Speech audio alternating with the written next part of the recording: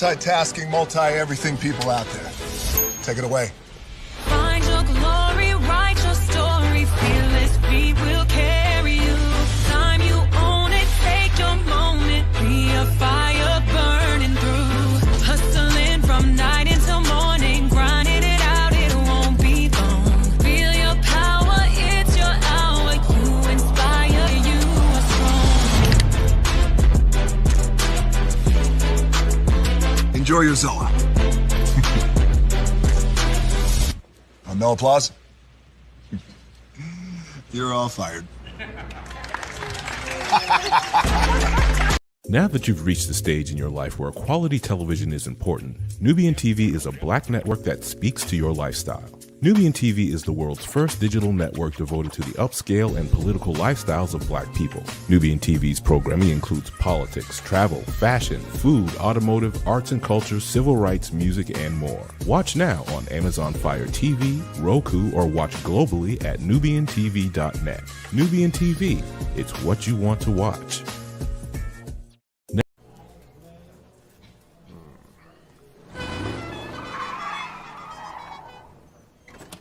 Come with me if you want to live a more delicious life.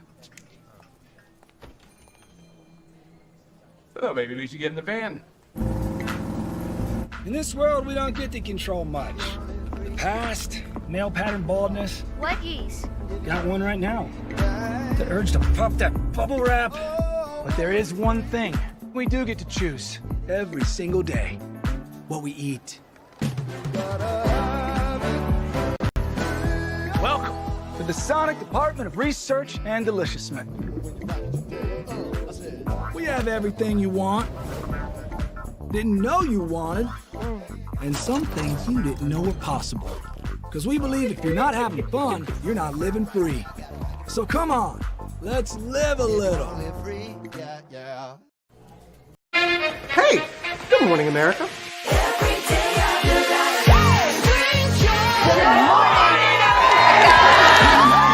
Good morning, America. Good morning, America. Good morning, America. Money! Are you ready? They are ready. Covering the biggest events in the country right now. There's a lot going on here. It's always a good time. That's what the show's about. That's good. Really good. Very good. Coming in hot, Jimmy, coming in hot. It's far from elementary. Oh, good morning, America. I'm not going to try to strut like Michael or anything. I have known George a long, long time. Have you ever gotten him to dance? Sure, look at that face. You don't just see it, you feel it. I'm in. I'm in. I'm in too. I'll be here. I am here and so happy. I'm in. I'm in too. I'm in. That tells you something when Snoop Dogg's in. Michael, George, where? Ginger.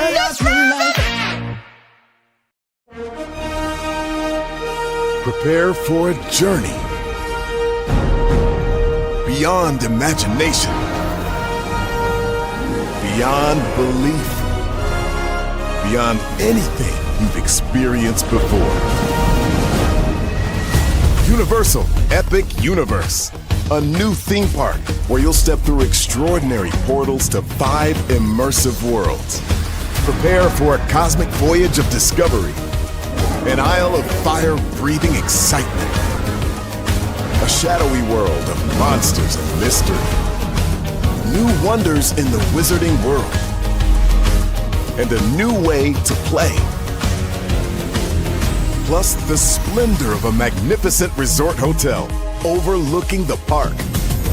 It's all new excitement at Universal Orlando Resort. A week's worth of vacation thrills with 4 amazing theme parks, a variety of spectacular themed hotels, and incredible dining and entertainment. It's all at Universal Orlando Resort, where you'll find new adventures every day. Explore the astonishing worlds of Universal Epic Universe at Universal Orlando Resort.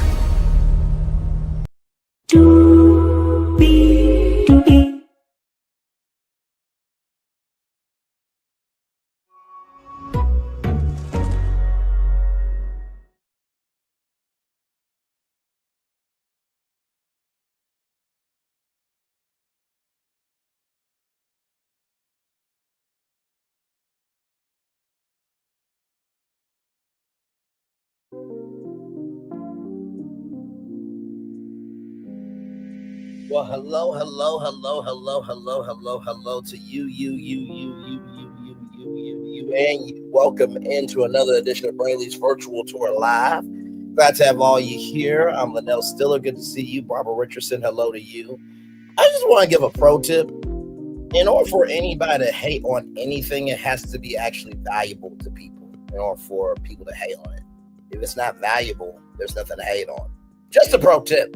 Anyway, with that being said, this tour right here, I'm very excited about because there was a video upload from Disney talking about a potential cruise line coming from Universal Destinations and Experiences.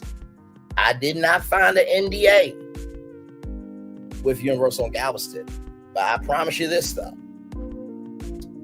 I did find something that I think might make this concretely true that this is happening. And this receipt's been out here a long time. So with that being said, higher is waiting, low is available, but either way, we are live on tour. Let me take down this iconic intro here.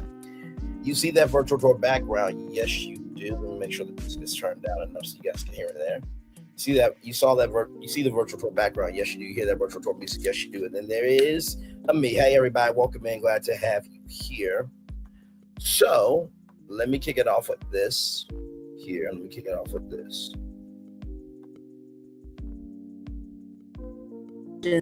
So this is Disney's. I want to show off the content creator here because this is the first video that I saw right here. So this is the channel right here.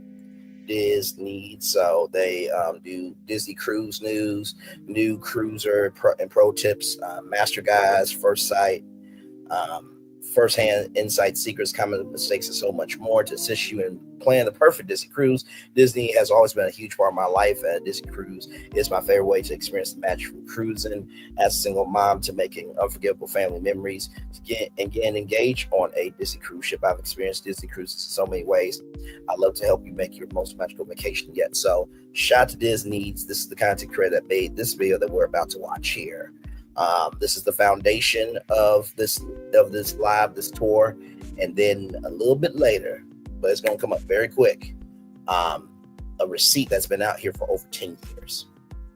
We'll talk about it. Let's go. So I wasn't going to talk about this, but I've been getting questions. So I started doing some research, and there's actually quite a bit to unpack here. So I think it's time we discuss. There is a rumor going around about Universal starting a cruise line. I want to be clear from the jump. This is a rumor. It is very new, but there is a little bit of information that gives it a leg to stand on. So we know for sure that Disney and Universal love to go back and forth, tit for tat. They're always going to be outdoing each other. And Epic Universe is a great example of just what Universal Studios can do. Their theming and their attention to detail, just like Disney, is really over the top. As a former Universal Studios pass holder, we have spent thousands of hours at the parks enjoying their attention to detail and the way they can really immerse you in a theme. Of course, Harry Potter is one of our favorites, but they've got a lot of great IPs that could transfer to a cruise ship. I mean, think about it. A Shrek bar with Donkey talking trash while you're having your drinks, that's going to get pretty funny. Okay, anyway, let me get into the meat of it first, though. So here's the rumor, and here's the key detail. This rumor is traceable back to one person. This is an ex-post by Universal Apex, and they have referenced a Port of Galveston NDA. The rumor is that NBC and Universal are under an NDA with the Port of Galveston to build a new cruise line that will launch by 2031. They are saying that the in-person... This is the Twitter account here, Universal Apex. This is an ex-post by Universal Apex, and they have referenced a Port of Galveston NDA. The rumor is that NBC and Universal are under an NDA with the Port of Galveston to build a new cruise line that will launch by 2031. They are saying that the NDA has been leaked. There are leaked documents verifying this rumor. I did not find any verification of leaked documents regarding an NDA or a Universal Cruise Line. I did find one piece of information I want to dive into in a little bit because it's small but very important. Now, obviously, the port of Galveston is expanding. We just did a whole video about this actually because Disney is going to have Galveston as one of their new home ports starting in 2027. If you didn't see that video, go check it out after this one. So that does lead some avenue that this could be expanding for other cruise lines as well. But there is no concrete evidence that shows that the Universal Studios potential cruise line is in an NDA with the Port of Galveston. I do think that this is strictly rumor at this point. After Universal Apex put that out there, there are some other blogs that have picked it up and ran with it. So you will see this information out there, I think more and more. And I just wanted to be clear of what I am seeing. So I did a lot of research into this, a lot of research, because I have wanted them to have a Universal Cruise Line forever. Okay, well, not forever, but for a good 15 years, I've been wishing they would do a Universal Cruise Line. And to be honest, it could be a very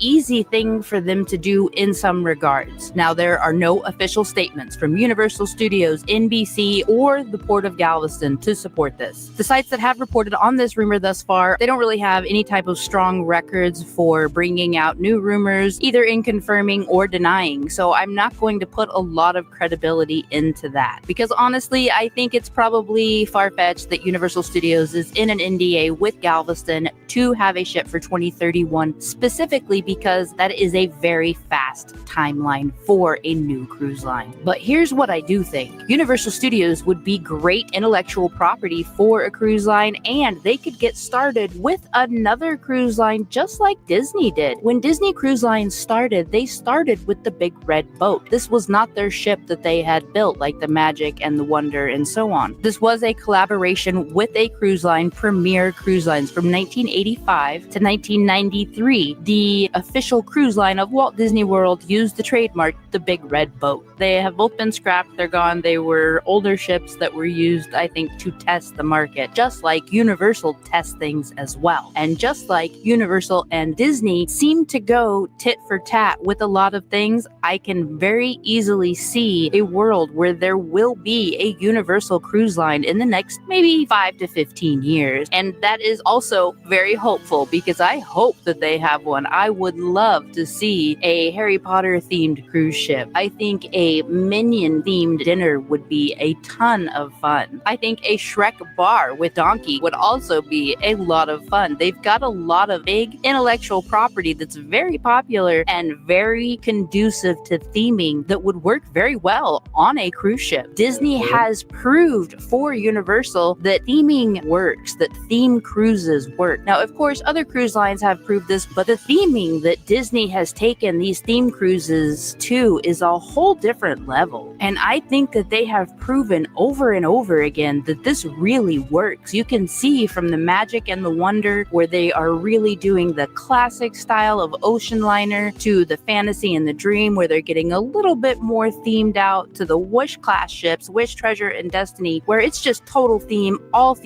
the time, everywhere you go practically. And this is working. So this is a huge factor that Universal Studios could use to embark on a cruise line. I think they could do the dark stuff really well too. They've got monsters, they've got dinosaurs, they've got so much fun. Imagine if they brought Legend of Zelda or Mario to a cruise ship, or how about SpongeBob or Pokemon or Lord of the Rings? Imagine a Jurassic World themed dinner, or Minion with minions running all around giving out bananas at breakfast. I mean, there's just so much fun that could be had with Universal on a cruise ship. Harry Potter is the big one for me. I think that would be amazing. Themed experiences like Harry Potter or Nintendo Days at Sea. I think a Nintendo Day at Sea would be top notch. They definitely need to do that. Somebody who knows Universal, actually just call them now and tell them we need Nintendo Days at Sea, please. And we know that Universal likes to go big. They like to make sure that you are immersed in the theme. Epic Universe has shown us that. They are big on the international market growth growth, and they even have started the year-round Halloween Horror Nights in Las Vegas because they got so popular. There is so much fun that they could bring to the ships as far as theming goes that Disney really hasn't touched on yet. So I think there is a wide open market here for Universal Studios to have a cruise line. I really hope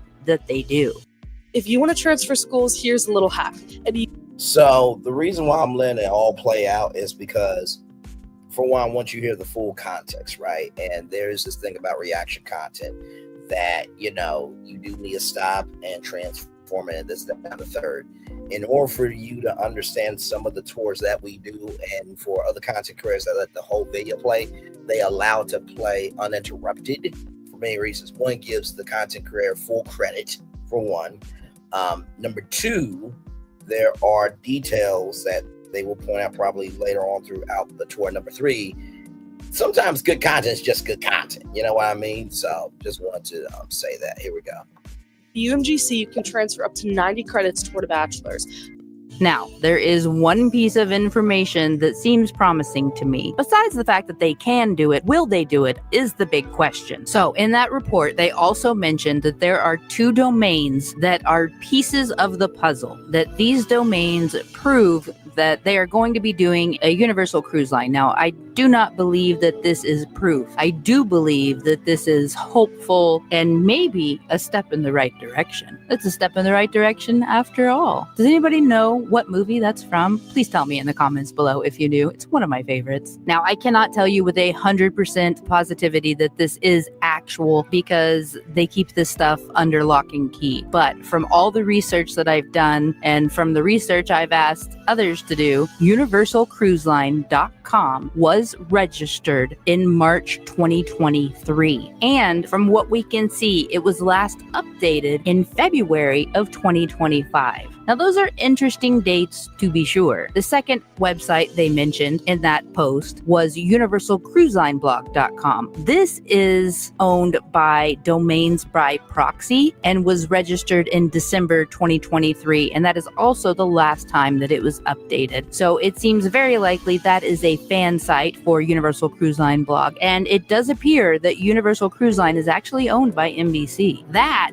is a step in the right direction. In addition to that, the Port of Galveston is updating its 20-year strategic master plan right now. They're doing a lot of improvements. They're becoming a much larger port. They can accommodate much larger ships. So we've got a website for universalcruiseline.com. We've got fabulous intellectual property that would parlay to the cruise ships very well. We've got a proven market for themed cruises. Disney Cruise Line has proved over and over again that a highly themed cruise at sea does work, and not just for families. And then we've got a whole lot of hope because a Universal Cruise Line, I mean, to me, that is just a no-brainer. We absolutely need that. That would be so fun. But getting into the cruise market is no small feat. This is a big deal. It takes a lot of money, a lot of strategic planning. It's just a big endeavor. So can we say they're never going to do it? Absolutely not. I think they will. I hope they will anyway. I hope that they will. But for them to be doing it by 2031, I think is a bit of a stretch, especially since we cannot find anything factual talking about an NDA with Universal and the Port of Galveston. That is a pretty tight timeline to create a whole new cruise ship company. What I do think is very possible is them joining up with another cruise line, just like Disney did in the beginning, or buying some older cruise ships to kind of test the market with their IP and see how that goes. I'm super excited about this rumor because I hope that this is where cruising is headed. I would love to see a Universal Cruise Line in the next 5 to 10 years. Somebody tried to do a Harry Potter cruise probably 15 or 20 years ago, and it was on the websites, not on Universal. It was just out there. Somebody was trying to do a Harry Potter theme cruise like by themselves, I guess. J.K. Rowling and Universal shut that down really fast. So there's never been a Harry Potter themed cruise, but I think it would be fabulous. Who doesn't want to go into the Grand Hall and have breakfast? And I think just like with the Skyline Bar space that is on the Disney ships now, the Skyline Bar is on the Dream and Fantasy. It's got a big background that rotates through major cities of the world. They took that exact same space and made the hyperspace lounge Star Wars bar on the Disney Wish. And then they took it and made it the Haunted Mansion parlor on the Disney Treasure and Disney Destiny. Obviously, that space has come a long way. This level, this Haunted Mansion parlor level, is what I would expect to see from a Universal cruise ship. And we've seen that they can do it. Their new space-themed resort that they have for Epic Universe, it's just so beautiful. And they don't even own the space-themed IP. Disney does. So they really can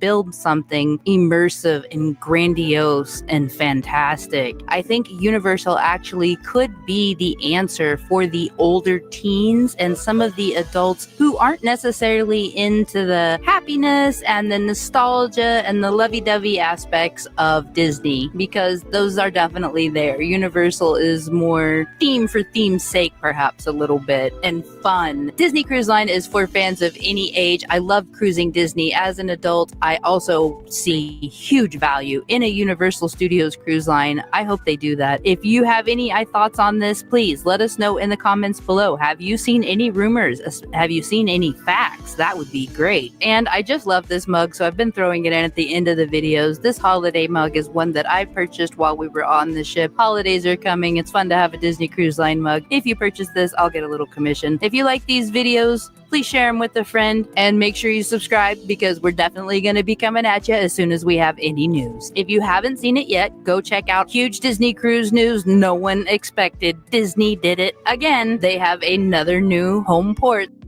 Easy Cater is the premier. So I wanted to play that because of this right here. Now, Disney said it would be cool if Universal Orlando joined up with another cruise line. Take a look at this video right here. Roll it.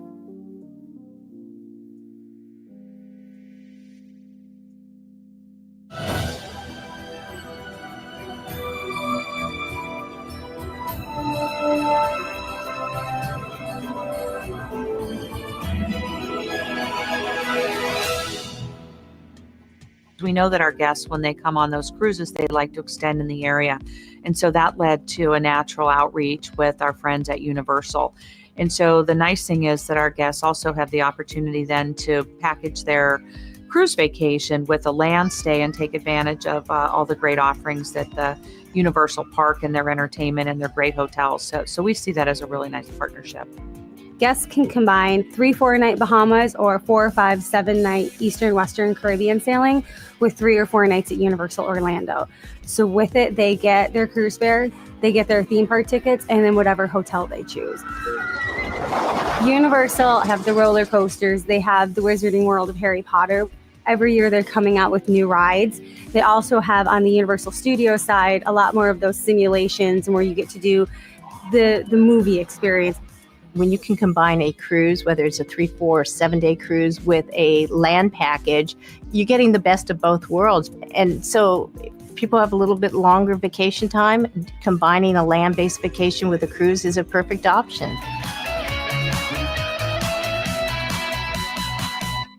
Right now, for those of you who may not have known this was some years back. Actually, let me click the video here. Should take us to YouTube.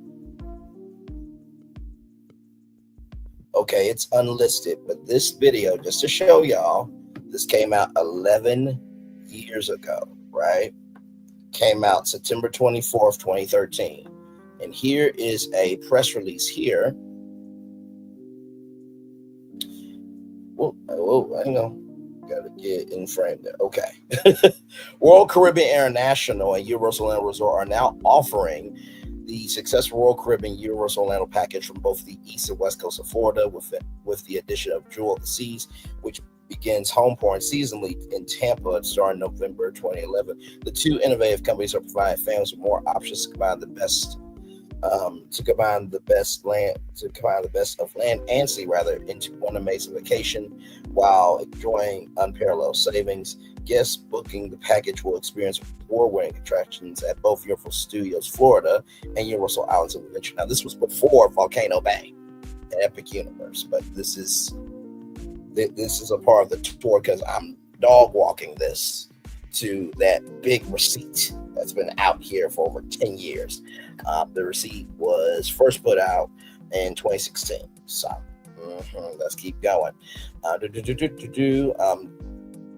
Let's see here. Guest booking the package will experience award-winning attractions at both Universal Studios Florida and Universal Islands of Adventure, spectacularly themed hotels, and at nighttime entertainment complex. Guests choosing to stay at one of Universal's three on-site hotels around the world will enjoy included Universal Express ride access to skip the regular lines at both theme parks. Bookings for the Royal Caribbean Universal package can be made at royalcaribbean.com/universal. So right here, the land and sea packages combine a 3 or 4 night stay at Universal Orlando Resort with a 3 or 4 night Bahamas cruise aboard Royal Caribbean's Monarch of the Seas, a 4 or 5 night Western Caribbean cruise aboard the Jewel of the Seas, or a 7-night Eastern or Western Caribbean cruise around aboard Freedom of the Seas. The package includes hotel and shipboard accommodations, multi-day passes to Universal Studios Florida and Universal Islands of Adventure, complimentary admission to select live entertainment venues at Universal City Walk, ground transfers between airport, hotel, theme parks, and ship at port, right? So just wanted to bring that receipt up. So that goes to this right here. Let me go back to my notes because there's a specific time. 24:52. That's what I'm looking for. Okay. Let's do that. Let's go to 24:52.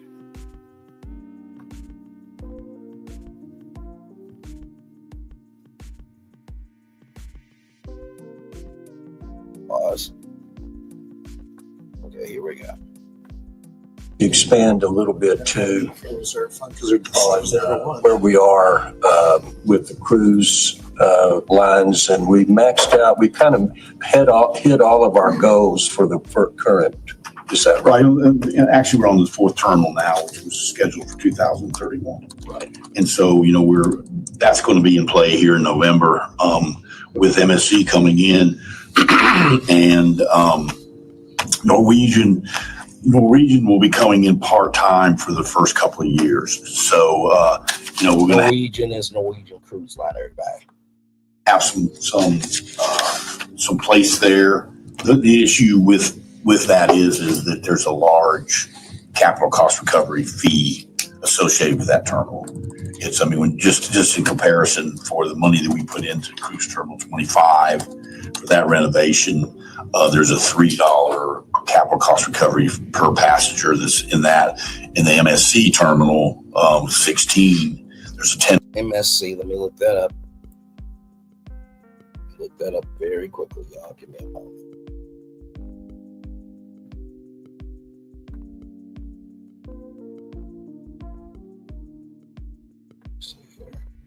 Give me one moment, y'all. Give me one moment.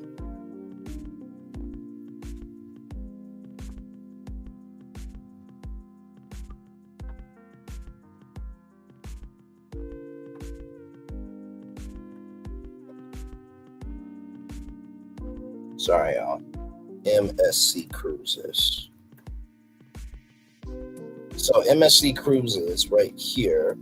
This is a Swiss-Italian global line based in Geneva with operations in Naples, Geneva, and Venice. It was founded in 1988 in Naples, Italy, as part of the Mediterranean Shipping Company, right? So they do have cruises from Miami and Orlando, but they're more known in Europe and the Emirates, right? So they're more of an international seas company, but that's what they mean by MSC. Okay, back to this. Here we go. $10 capital cost recovery per turn. So that makes it unattractive to other cruise lines to come in here and want to pay that. Luckily, we have the guarantees from MSC to back all that up. And so that from a debt service and a capital cost recovery standpoint. The cruise business, as I mentioned, they're expanding exponentially down here in we call it the Caribbean, the Western Caribbean. And they're putting a lot of money into that. Because of that, Disney is expanding to full-time here in Galveston, starting in 27. And the magic. I believe what they're planning on doing is bringing in. There's a new ship. I don't know if you remember and recall in the news that they bought a ship out of bankruptcy, out of a cruise line in Europe, and it's a bigger ship. And that's what they're talking about bringing here is the bigger ship, because they will tell you that a lot of interest in families coming here. A lot of interest in families, and MSC is changing its methods to add more family events on the ships and stuff. And then also there's another cruise line that which would be complementary to Disney that I can't say at this stage, but we're hoping will be taking up another. They've already put in schedules for another 12 months. We still have not gone to a contract with them, but we're fairly close for negotiating that term, that addition. So, and then I would mention, that there's an expansion that's desired at Cruise Terminal 10, which we as a port cannot afford. If you remember, Cruise Terminal 10 is a land lease, and so we're anticipating, subject to board approval, that we would build another berth there, and they would do the same plan where we do a land lease. I put in for $100 million to build a new terminal, to build a new berth there in the Texas plan, but obviously that would have worked if we had been at the original. So we originally were asking for $900 million, and so that would have only worked there. But we ended up getting two, which is, better than what we used to get. So in total, you get $240 million. The ports. So I want to pause that there, but right here it says, but right here, then also there will be another cruise line, which will be complementary to Disney. I can't say at this stage. We're hoping we'll be taking up another. They already got schedules planned for another 12 months. We still haven't got a contract with them, but we're fairly close for negotiating that term. So, like I showed y'all, Royal Caribbean, Universal Orlando, they teamed up to be able to offer land and sea packages, right? So here is Royal Caribbean here. So there was a new terminal in Galveston, Texas, right here. November 9th, 2022, everything's bigger in Texas. The biggest and boldest adventure has arrived today. Not Universal Orlando, sorry. Thinking of Universal Orlando because I just talked about Universal Orlando and Royal Caribbean. Today, Royal Caribbean International's $125 million cruise terminal in Galveston, Texas. The doors open to welcome the Lone Star State's largest cruise ship, Allure of the Seas. The cruise line held a ribbon-cutting ceremony at the port of Galveston to mark the state-of-the-art facility opening and Texas debut of the Oasis class.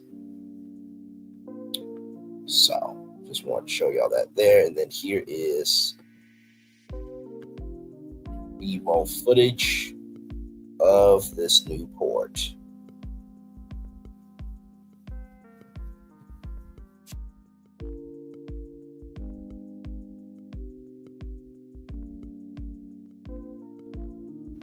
B-roll just means complimentary video to A-roll, which would be, audio, voiceover, stuff like that. So all that is new.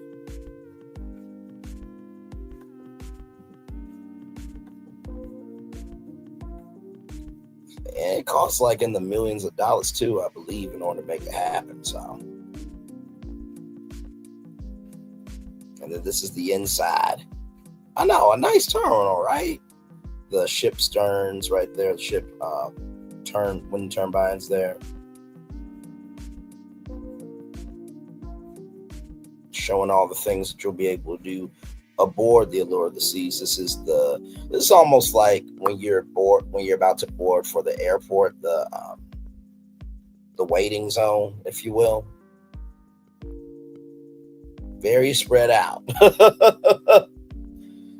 Yes, indeed. Vacation is calling. Yes, indeed it is.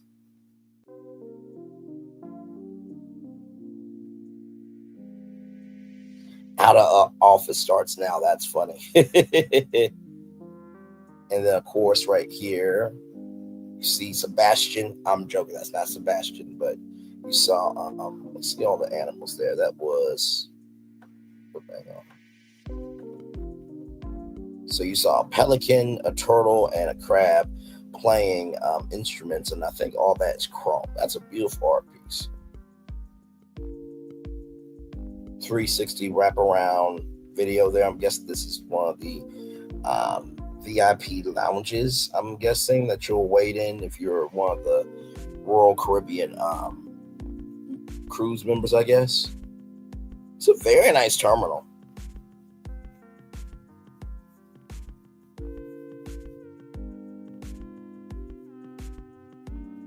Very, very nice terminal. And by the way, everybody, this is the first zero energy cruise terminal. So basically, the new cruise terminal at the Port of Galveston will be the first in Texas to achieve LEED Gold certification, industry leading certification, expected to be received within the first 2 quarters of 2023.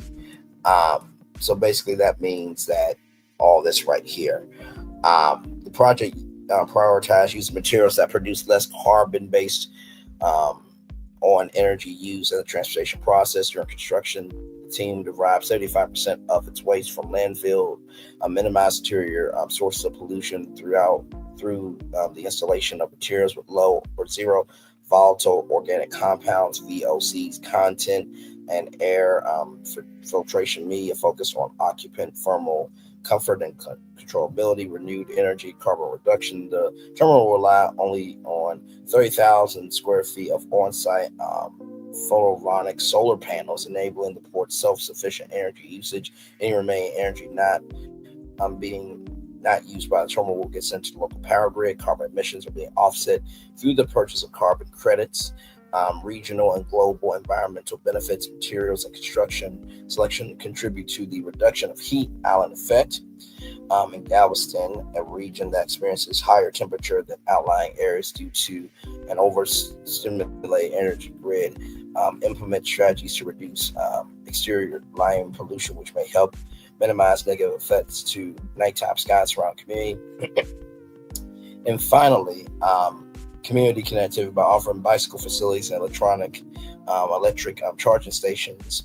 The project promotes alternative means of transportation for guests and staff from the surrounding community, reducing transportation-related carbon emissions. As the Port of Galveston increases its electric vehicle station, charging stations, or EV stations, Royal Caribbean International Terminal T10 will supply infrastructure for the future installation of 8 charging stations within its parking lot. So this cost $125 million, which, just for a terminal, y'all, that's a lot of money. That's a lot of money. That is a lot of money. Believe that is a lot of money. So, yes, indeed. So, just want to bring that to your attention. Yes, indeed, there.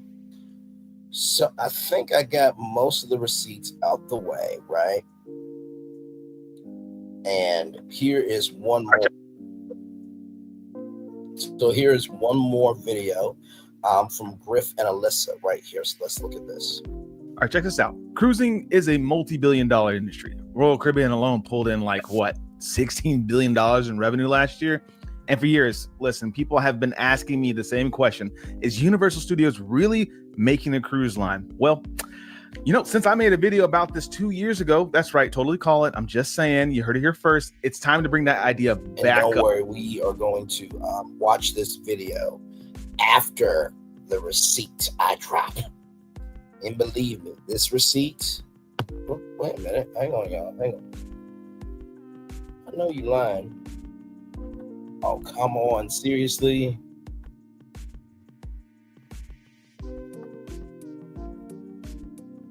Damn it.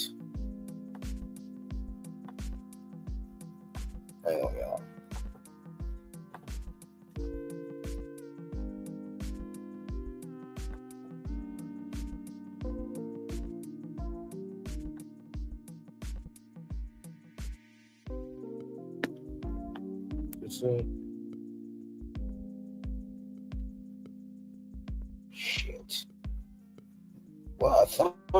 yesterday.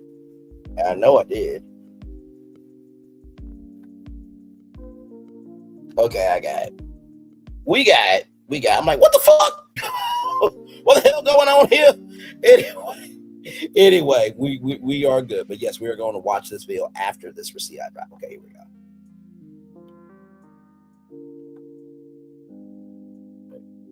We call it. I'm just saying, you heard it here first. It's time to bring that idea back up. So let's revisit some things. And look, sorry, y'all, I'm going in and out. Okay. But this receipt has been out since 2016. So 2016, 2017, 2018, 2019, 2020, 2021, 2022, 2023, 2024, 2025. This receipt that I'm going to drop on y'all has been out here for 10 years, a whole decade. And I don't think anybody has read it. So we'll get to that. Up until recently, it's all been speculation.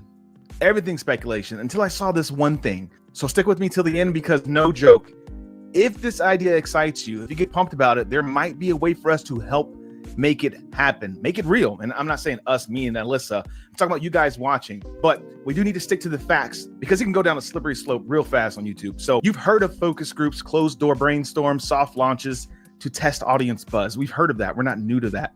Well, this is the internet version of that. So I need you guys to treat this comment section and many other videos you see like this like an open project, okay? You're gonna drop your wildest ideas, your dream features, your excitement, and who knows, maybe NBC Universal execs just might be reading stuff like this. All right, so Sharks, here's the pitch. Imagine the world of Universal Studios, Epic Universe, so the Super Nintendo, Jurassic Park, the Wizarding World of Harry Potter, not just in Orlando or in Hollywood, but at sea. So we might not have an official announcement yet, but there are some real clues that something big is coming. And today, I'm just gonna walk you through everything we know and provide a wish list of what the first ever Epic Universe at Sea cruise ship could look like. And trust me, this ship wouldn't just be a theme park on water. It could redefine what fans expect from a cruise. Let's start with the facts. Everything we know so far. So earlier this year, Universal Destinations and Experiences filed a trademark for something called Isle of Curiosity. While that could be for a park, it's also the kind of name you could give a private island or a themed port of call. And around that same time, they quietly registered domain names that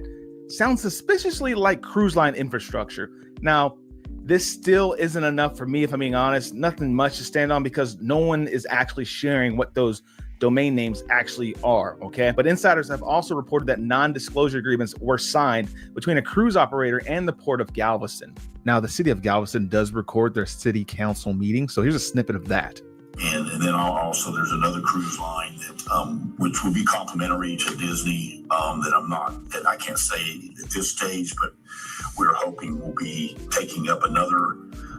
They've already put in schedules for another 12 months. But I'm gonna keep it real with this one as well. I'm a bit skeptic. I think it's Margaritaville or maybe MSC.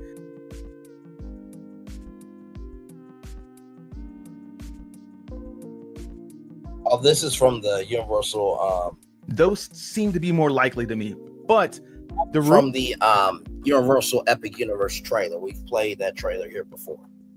Rumored launch is somewhere between 2030 and 2031, which makes me feel that MSC and Margaritaville could technically get that done much quicker. So it's early, but the smoke is definitely there with Universal, and with them building a theme park in Frisco, Texas for kids, it kind of tracks. It kind of makes a little bit of sense. Let me know in the comment section below. You think they're still reaching? And if Universal really is building a cruise line, here are 10 ideas that I think would make Epic Universe at Sea really live up to its name. So listen, remember what I said, buzz. They need buzz, baby. It's showbiz. So comment your ideas. You can even bash mine. I don't care, because at the end of the day, we're on the same mission. We want to see this get done. Amen. So let's get it done. Number one, Super Mario Water Park, inspired by Royal Caribbean's Cat 6. But imagine water slides shaped like the pipes from Mario. You hear sound effects as you descend. Or Super Mario Sunshine. Let's roll on. Coin sounds, power-ups, warp zone sounds. Then there's Yoshi's Splash Bay for little ones, plus a Bowser's Castle drop slide for thrill seekers. And honestly, if Nintendo ever pulls back on the idea, they just can't get it done, you could totally swap this out for a Despicable Me Minion Madness Water Park Land and just still crush. Embassy, listen, if you're watching this, drop a teaser, just a hint. It can be vague. Listen, I don't care. Just, tweet. Great day for an epic vacation. I don't know. Give us something. Number two, Jurassic Park Solarium. Picture this. Hot tubs, aromatherapy, steam, quiet loungers, multiple pools, all inside like a glass roof solarium surrounded by massive tropical plant life and, Jurassic Park ambient sounds in the background. I think that would be dope. And when you first board the ship, think MSC style LED ceiling. The ceiling transforms into a digital aquarium lit by like bioluminescent jellyfish and oceanic blues. Personally, I think that would be super sick nonstop, especially when you first board a ship. Number 3, Luigi Mansion's escape room. Think virtual reality meets physical gameplay. LED screens, triggered sounds, fog effects, maybe actual ghost vacuum in your hand. I think that'd be dope. People can track and capture ghosts in real time, and your score goes to a public leaderboard, viewable online or streamed to onboard TVs. I think it'd be immersive, replayable, interactive storytelling at sea. I think this was a must. Number 4, How to Train Your Dragon Broadway experience. Not a full musical, but like an abridged Broadway style stage show. Flying rig work, dragon puppetry, high impact songs, just packed into like 30 minutes of theatrical energy. I think it's a must do for DreamWorks fans and families everywhere. Let me know what you think about that. Number 5, this is a big one I feel, is Halloween Horror Nights at Sea. Like a rolling stone, take it. Now that would be interesting. Hang on, let me see something. Because I'm sure that they already have this, right? Not Halloween Horror Nights at Sea, but you know how they have like themed cruises and stuff? Look at this. So they do have Carnival's Frightly Fun Halloween cruises. They have celebrity cruises here. Halloween. So they already do, Halloween cruises just as a theme, but I believe what Griffith's about to get into is Halloween Horror Nights, where you have scare zones and interactive, themed rooms and meet and greets and stuff. So let's get back to that. This is interesting, Griff. It's very interesting, Griff and Alyssa. I like it. The Bob Dylan story in itself is a story about.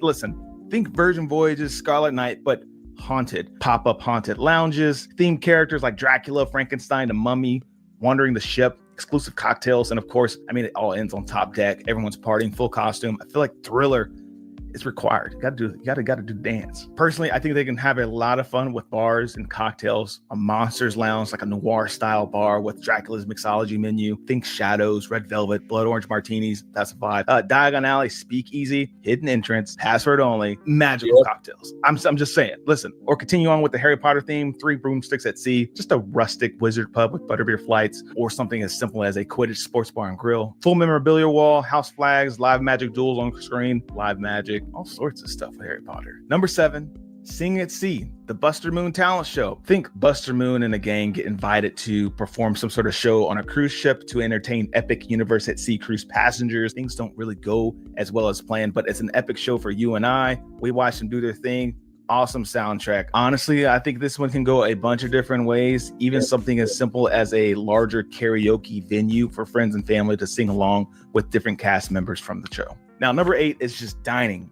It's a little bit reimagined, not a giant main dining room, but here's where things get a little dicey. I'm a huge fan of Virgin Voyages. It has multiple included restaurants, and I'm also a fan of Disney's rotational dining. And so for me, the main dining rooms are just starting to feel like a thing of the past, and with a ship with a bunch of IP like Universal, sitting everyone in a 4-floor main dining room just feels like too much of a waste.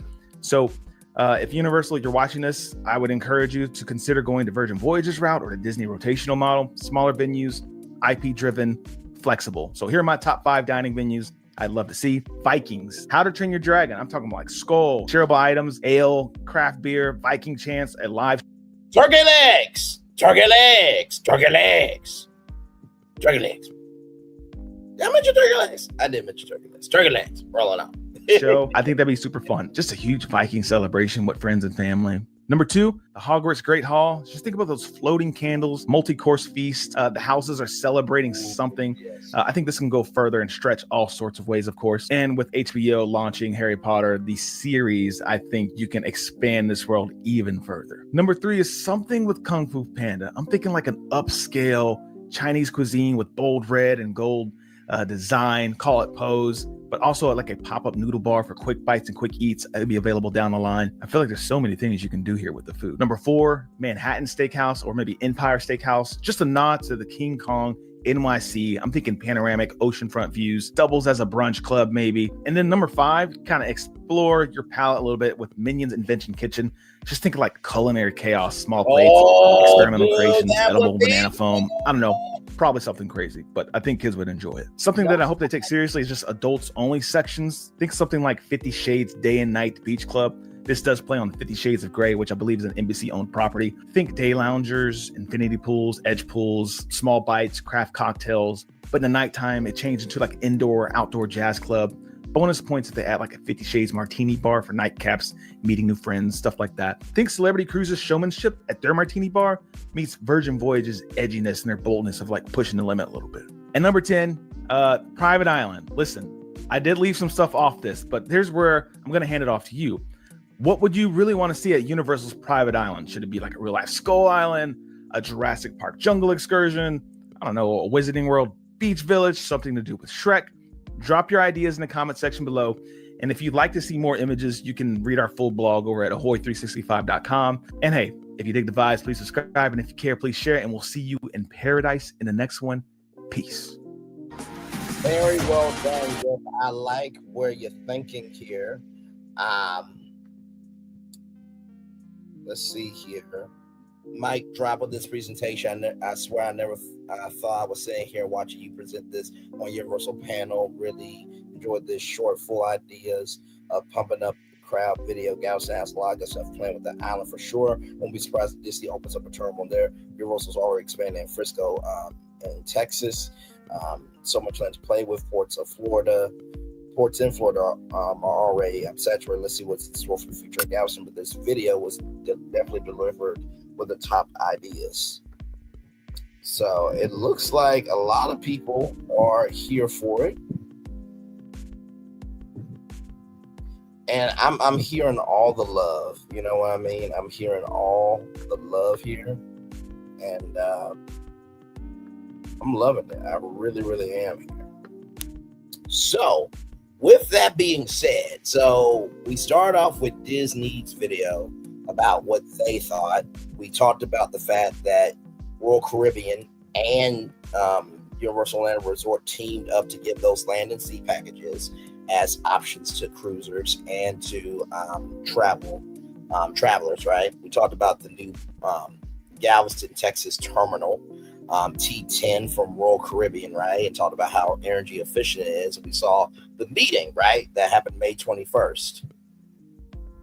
Well, I know what you're thinking, Bray. Okay, where's the receipt? I got you. Right here, ladies and gentlemen. Here is the receipt from SlideShare. Okay, Universal Studios strategic proposal. I'm gonna just zoom it in right here. This strategic business proposal outlines plans for a joint venture between NBC Universal and Royal Caribbean Cruise Lines to launch a cruise line. Wait a minute. I know, let me turn down my fan. Maybe you didn't hear because of the background noise. This strategic business proposal outlines a joint venture between NBC Universal and Royal Caribbean Cruises to launch a cruise line. This strategic business proposal outlines plans for a joint venture between NBC Universal and Royal Caribbean Cruises to launch a cruise line. It analyzes organizational challenges like competing with Disney Cruise Line, Royal Caribbean's desire to enter the family cruise niche. The proposal recommends outfitting 2 Royal Caribbean ships with NBC Universal attractions and using Harry Potter's popularity to test the new venture. With the right marketing, the joint cruise line could be a cornerstone of the industry and help NBC Universal expand. Okay, so listen, here it is here. Okay, this is it. Came out March 22nd, 2016. So it's been out for over 10 years. Okay, so we're gonna go through this. Okay, we're gonna go through this live. Okay, this is what we do. Executive summary, NBC Universal Board Directors. The purpose of this proposal is to offer the opportunity for brand expansion into the cruise industry. Back on March 31st, 2009, we took our first steps toward building a travel and leisure joint venture by agreeing to a partnership deal to offer exclusive vacation package deals to our way more than a cruise with Royal Caribbean. Luxury Hospitality Daily 2009. That's their source of, the broadcasting or, promoting this news. NBC Universal is one of the industry leaders when it comes to theme parks and resorts, yet we are at a competitive disadvantage from our direct competitor, Disney. We believe that our proposed joint venture with Royal Caribbean is the solution for us to maximize the full potential of the experiences created at our theme parks. The need for this joint venture is based on the need for us to compete with the success of Disney's cruise line and Royal Caribbean's desire to cut into the lucrative family cruise niche. The venture will be formatted similarly to TUI Cruises, split 50-50 Royal Caribbean. Royal Caribbean Cruise Limited 2016. Our company can benefit from this joint venture by expanding our brand into the cruise industry as a market contender. Our move into the cruise industry will help us capitalize on a revenue stream that Disney has been utilizing since 1995. The partnering will help Royal Caribbean accomplish a goal set by the company back in 2011. An article from Royal Caribbean's blog site quoted Royal Caribbean stating, for Royal Caribbean, the expanded deal with Universal is another move into Disney's lucrative family cruise niche. With our 3-year implementation strategy, we plan to use 2 ships, Freedom of the Sea.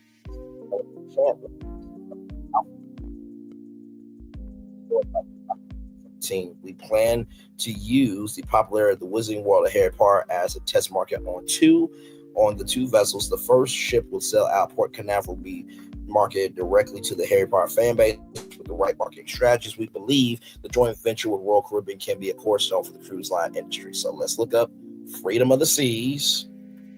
I know. Y'all think like, did you find this? I am the media nerd of social media, don't you know? I keep up with everything else, my friends. Yes, indeed, I do. So let's see here. Freedom of the Seas.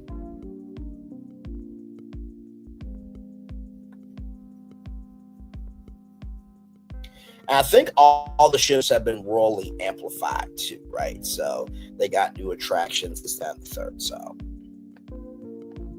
So here it is. Here, the amplified Freedom of the Seas is as wild-worthy as the destinations it sails to. Top-rated coast, bow to stern, boasts the best of both worlds combined for all-in-one adventure.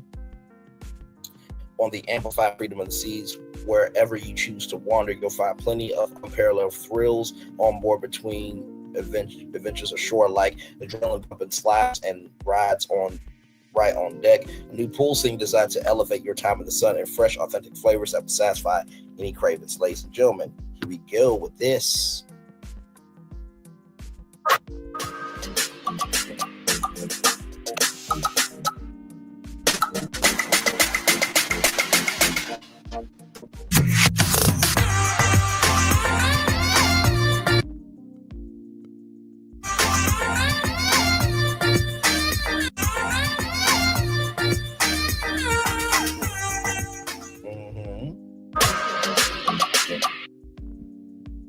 Let's keep scrolling down here.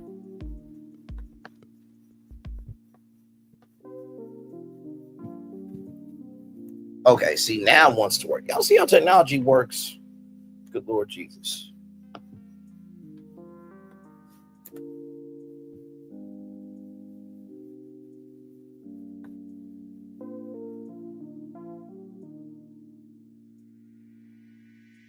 So so we're just going to go through this here just a little bit. So onboard activities for Freedom of the Seas. So they got Flow Rider, which is basically like a wave simulator. Then of course you have the 3 stories of twisting, turning thrills. To the bottom, a dual race / typhoon and cyclone. Conditions are just right for the perfect storm. And then right here, Clash for the Crystal City. So this is a glow-in-the-dark laser tag face-off, right? And of course you have food, ladies and gentlemen, on the ship there. You got Chops Grill, El Loco Fresh, and Umizumi Hibachi and Sushi. And then of course you have Adventure Ocean there. And of course, if you're 13, 17 years old, you got a new exclusive lounge with music, movies, gaming, even an outdoor patio hangout, and then the Lime and Coconut, 2 stories turned up Caribbean cool, plus a sun deck or moonlit lounge spot. And then treat your partner in adventure to a fairy tale performance of the original production Once Upon a Time. Then right here, as you can see, so you got spa, fitness center there, shopping, guest entertainers, live orchestra, freedomice.com, marquee, Once Upon a Time, the Shush Silent Party, so like the silent headphone dance party, pub performances, fitness classes, flow rider, whirlpools, game shows, pool parties, outdoor movie nights, sports court, live bands, arcade themed nights. So there could have been some Harry Potter themed nights there. Perfect Storm, solarium, pools, mini golf, art collection, wine tasting, rock climbing wall, splashaway bay, ice skating, nightlife, salsa dancing, dance classes, all access tour, scrapbooking, table tennis, guest lectures, library and card room, babies and tots programs, following artistry, learn language, land fiesta, dancing under the stars, land dance classes, 70s disco party, cupcake class, sushi making class, sip tour and brunch, typhoon and cyclone adventure ocean, captain's welcome aboard reception. Oh, hang on now. Wait a minute. See, why y'all do this shit? I literally was on a roll, child. Refresh that.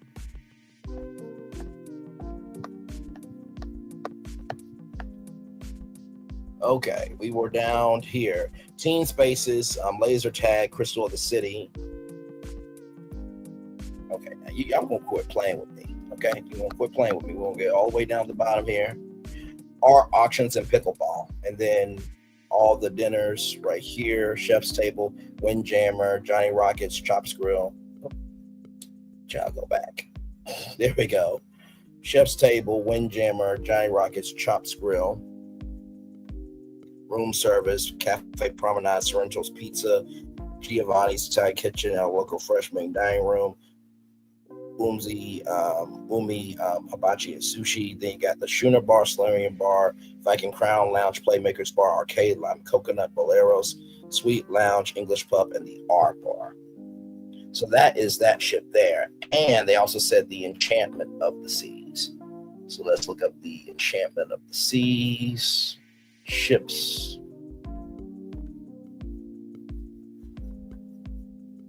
And this has been online for 10 years.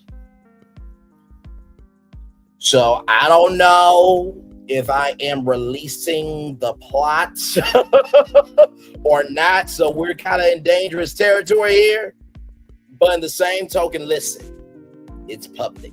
So anybody can go look this up and read it, okay? I'm just probably the first one to do it. Say goodbye to the weekday grind. Hello to new discoveries. Give your routine a rest and pause on reality, because adventure is woven reach where you're chasing thrills on the rock climbing wall, soaking up sunshine poolside at the Adults on Solarium. Enchantment of the Seas is what getaway goals are made of. So let's look at this.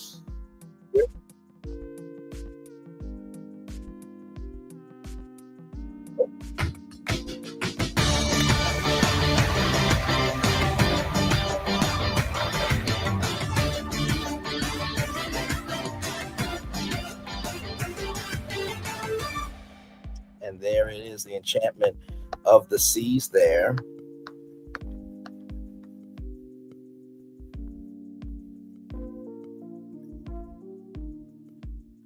And these are some of the same activities here, ladies and gentlemen. So Solarium, Arcade, Casino, got Unplug and Unwind at the Adults on Solarium, the Vitality Spa. You can get cocktails at the R Bar. Or clap your hands to all your favorite songs and showstopper original productions like Stage to Screen, Can't Stop the Rock. So you got Spa, Fitness Center, shopping, guest entertainment, live orchestra, original productions. Oh, go back.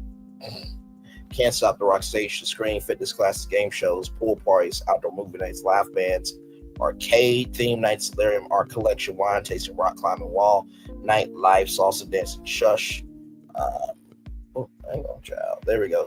Such silent party, dance classes, aquarium nights, all access store, scrapbooking, table tennis, guest lectures, baby and tots programs, venture ocean foiling artistry, learn a language, jewelry making, club DJ, sip tour and brunch, captains welcome aboard reception, art auctions, land fiesta, dancing on the stars, land dance classes, cupcake classes, sushi making classes.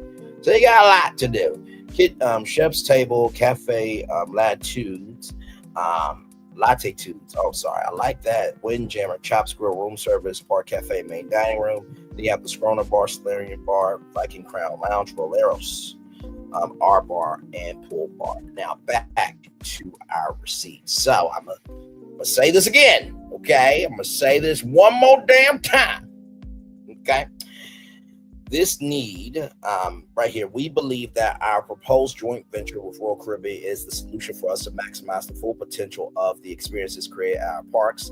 This need for this joint venture is based on the need for us to compete with the success of this cruise line and Royal Caribbean's desires to cut into the lucrative family cruise line niche. The venture will be formatted similarly rather to TUI Cruises 50-50 split. Royal Caribbean Cruise Limited 2016. Our company can benefit from this joint venture by expanding our brand into the cruise industry as a market contender. Our move into the cruise industry will help us capitalize on revenue stream that Disney has been utilized since 1955. The partnering will help Royal Caribbean accomplish a goal set by the company back in 2011. An article from Royal Caribbean's blog site quoted Royal Caribbean stating, for Royal Caribbean, the expanded deal with Universal is another move into Disney's lucrative family niche.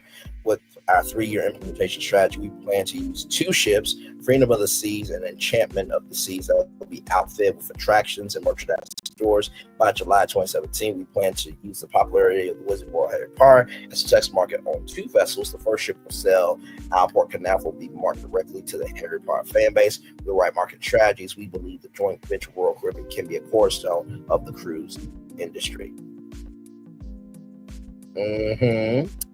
Right here are organizational challenges. On March 31st, 2009, we entered a partnership agreement with Royal Caribbean to offer exclusive vacation packages.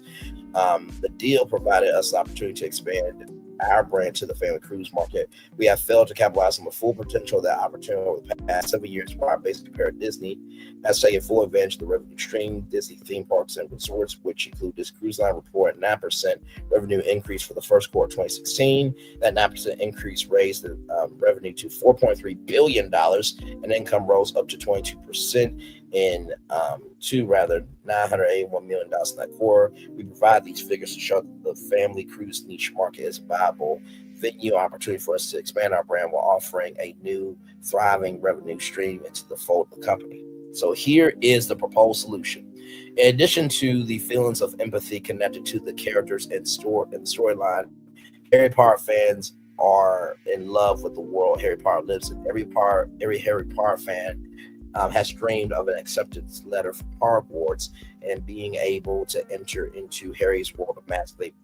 They want to experience what it's like to live surrounded by the magic and mystical creatures, and it's Harry's world itself that captivates fans' attention.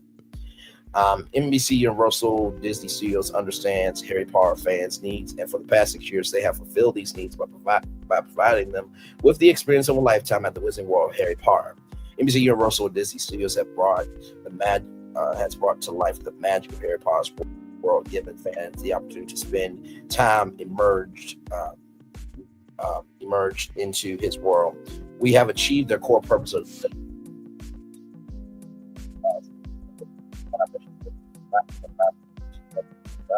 deliver unforgettable experiences to our guests and generate superior financial returns. We want NBC Universal Studios to take this experience one step further, to invest and partner up with Royal Caribbean to open a Harry Potter themed cruise ship. Okay? Listen. Now, I'm not saying that this document that's been out for over 10 years is going to happen. Okay? I'm just reading it. That's all I'm doing. I'm just reading it. Okay. I'm trying to zoom in a little bit more, but every time I do, it gets dark. So yeah, you see there. So on this cruise ship, Harry Potter fans will have the unique opportunity to literally live in this magical world for a few days. cruise ship will be designed with the same amount of details and recreate this world that the Wizarding World Harry Potter was. Guests will be able to experience the overall experience of being inside Hogwarts, as well as a game of Quidditch. Dinner at Hogwarts Great Hall. Remember, Griff said how great it would be to do breakfast in the Great Hall. Well, you do dinner there. Classes on potions, scavenger hunts, and so much more as they represent one of the Hogwarts houses. Carrying the Harry Potter experience would be a great investment on NBC Universal Disney, not Disney, but NBC Universal Studios, as it has shown before when the Wizarding World Harry Potter first opened at Universal's Islands of Adventure in Orlando, Florida back in 2010. Attendance increased by 20% and the revenue increased by 41%. In 2014, after Diagon Alley and Hogwarts Express opened in Universal Studios, the theme park's revenue also showed an increase of 18.7%. NBC Universal and Disney, NBC Universal and Universal Studios, y'all, has not been the only one taking advantage of the need Harry Potter fans have. The Warner Bros. Studio tour in London sold out their special Hogwarts Christmas dinner within 24 hours of being announced. This successful event also led them to have 2-day special Valentine's dinner at the Great Hall, which also sold out. The Georgian House Hotel in London also took advantage of Harry Potter's fans' need and opened what they called Wizarding Chambers, a limited number of rooms decorated based on Harry Potter. The Georgian House Hotel idea had such an enormous success that their website crashed after high customer demand. In October 2014, these rooms were already booked until December 2015. It's clear that there's a high demand for the all Harry Potter experience, and NBC Universal Studios has the required resources to give this experience to customers by expanding the Harry Potter world from theme parks to a cruise ship. So right here, NBC Universal is one of the world's leading media entertainment companies that bring entertainment to a global audience. NBCUniversal.com, the company develops, produces, and distributes entertainment, news, and information, sports, and other media forms for people to enjoy around the world. NBC Universal can be summed up in 4 different categories: cable networks, which they're spinning off into Versant now; broadcast television, which is NBC, and also now streaming with Peacock; films and theme parks, NBC Universal.com. So film and theme parks. The cable portion of the company has around 20 networks such as Bravo, which is staying with NBC and Peacock; MSNBC, Oxygen, Sci-Fi, The Weather Channel got sold to Byron Allen, USA Network, and many more. NBCUniversal.com, they offer local media and international networks as well, such as NBC Sports Regional Networks and CNBC International and NBC Universal International Television.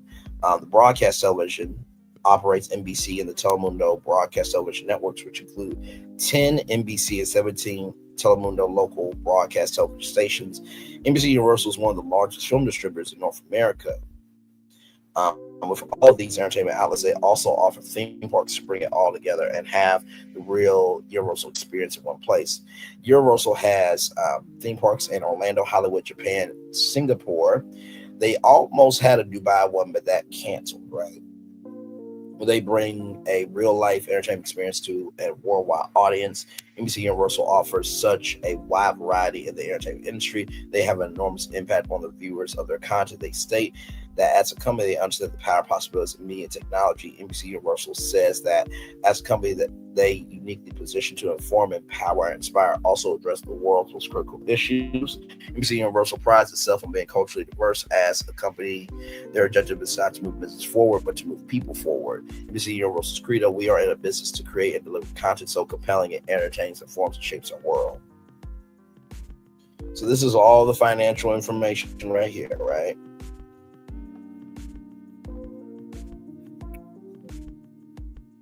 So they talk about their organizational strengths here.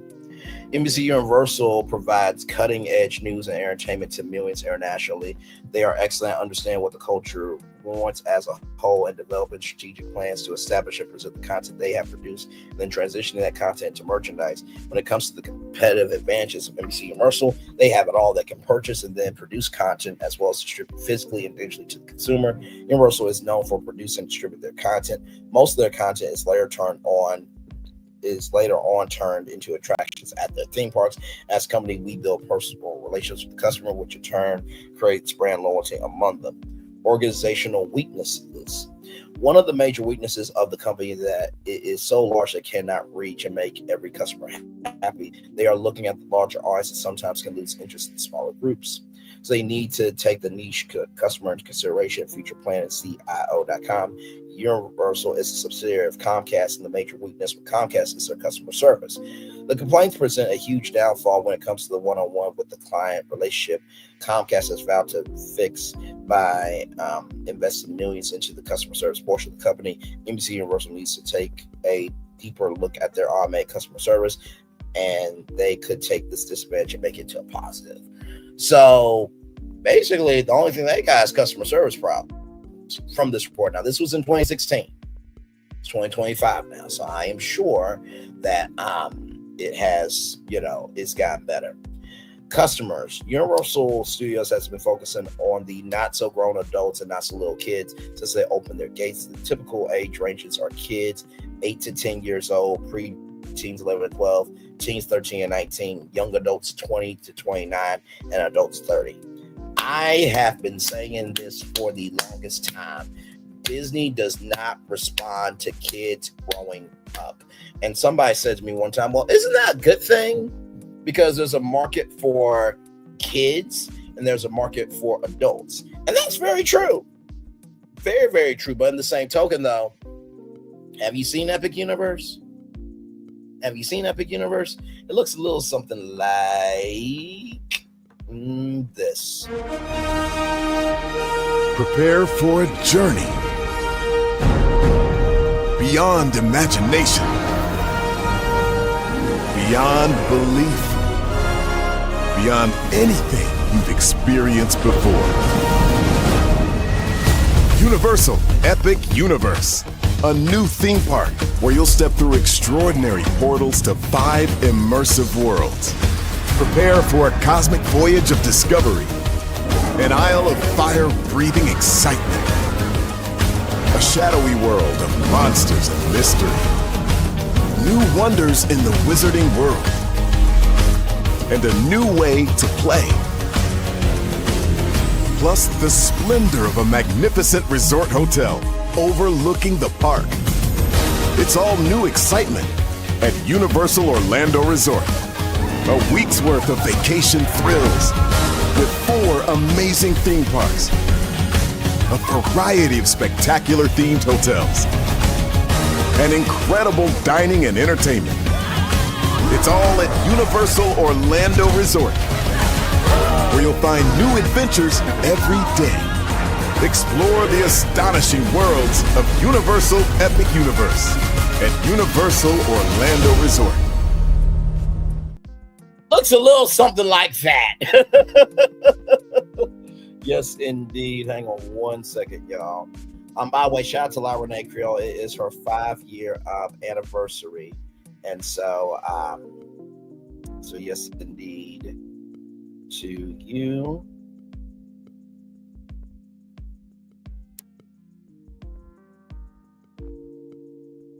There we go.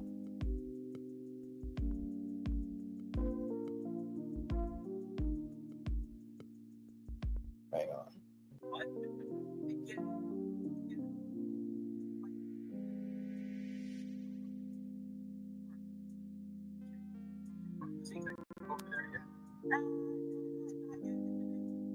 Okay.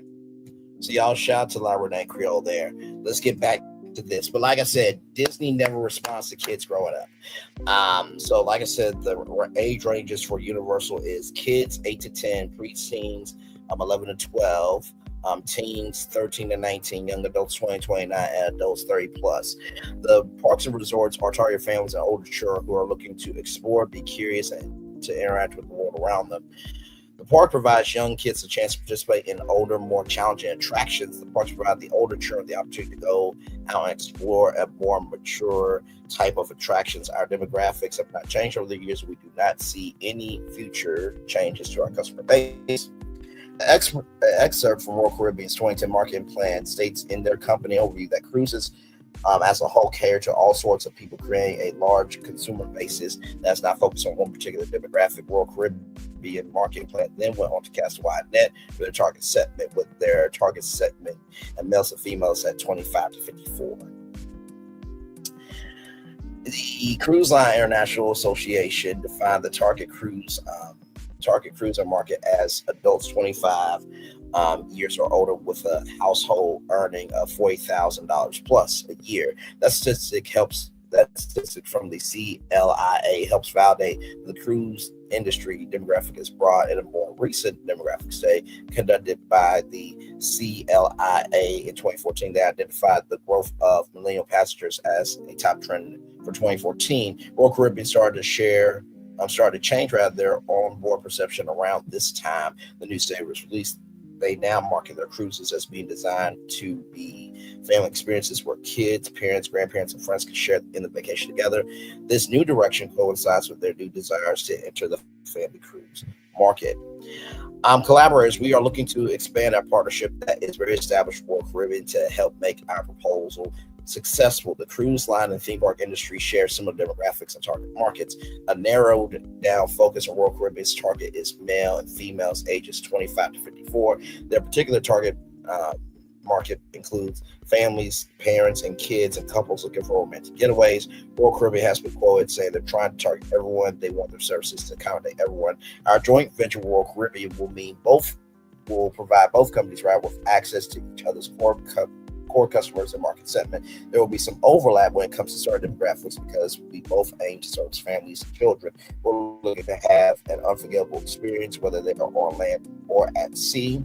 Royal Caribbean is the second largest cruise line behind Carnival Cruise Line. The gap is never more evident when you look at the market share. Royal Caribbean comes in at modest 22.1% of the market share. Then you have Carnival with towering over competition with 42.1% of the market share. To put these numbers in context, the other companies on the graph made up 22.3% of the market share, and Royal Caribbean Norwegian Cruise Line occupied 12.4% of the market space. These market percentages show that there's a significant amount of room for growth when it comes to expand Royal Caribbean's market share while extending our reach in the cruise line industry. We highly recommend the merger with Royal Caribbean because the mutual benefits of taking a large cut out of Disney's cruise market gives us both a Royal Caribbean new competitive advantages. Disney currently operates four ships compared to Royal Caribbean's fleet of 23. We have an implementation strategy that will help ease us into the industry and will give Royal Caribbean the edge that they desire. So let me do this here.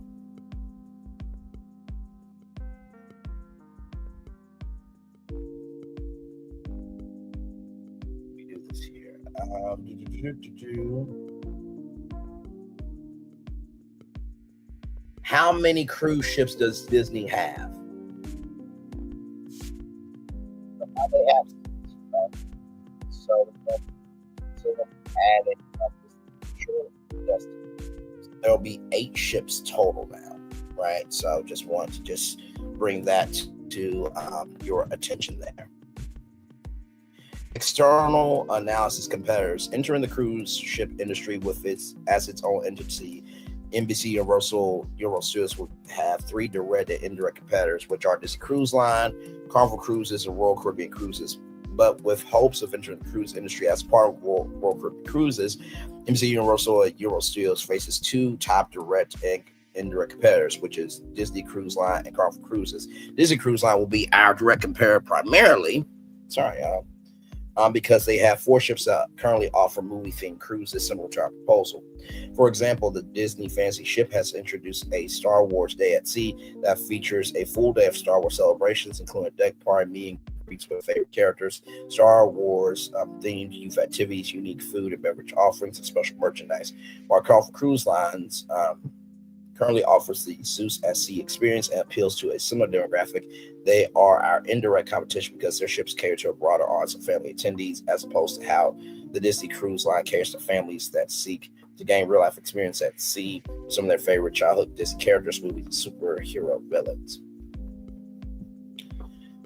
So right here, the International Maritime Organization, IMO, will help regulate will regularly expand the NBC Universal Studios brand into the cruise ship industry. The IMO is an international regulatory body with 170 member states, including the United States, that help develop and oversees global regulations and standards for the maritime industry, including the safety and operation of cruise ships. In the United States, the Coast Guard is both the principal regulator and the principal enforcement agency of the laws, regulations, and international treaties applicable to cruise ships. With the proposal that we are pitching to both NBC Universal Studios and Royal Caribbean Cruises would be considered a joint venture, the Federal Trade Commission, FTC, would have to approve of this partnership / merger as Section 7 of the Clayton Act prohibits mergers or acquisitions when the effect may be substantially to lessen the competition or tend to create a monopoly. A cruise ship represents all four faces of the tourism industry: transportation, accommodation, including food and beverages, attractions, and tour operators, all at sea, causing environmental issues. So there are many economic issues that may impact our business. For example, many cruise line companies are faced with million-dollar lawsuits and environmental fines each year as they continue to break the law for illegally dumping water, waste, garbage, or other toxic waste into coastal and international waters. Another problem that can occur in the cruise line industry is that the cruise line industry that can cause economic issues are the impacts from crisis and natural disasters. For example, Royal Caribbean was forced to issue 4,500 full refunds to passengers back in February 2016, all because the ship was battered due to storms, severe storms that ultimately caused them to have to cancel the cruise. In addition to returning passengers full refunds for the canceled cruise, they also threw in certificates for half off a future cruise.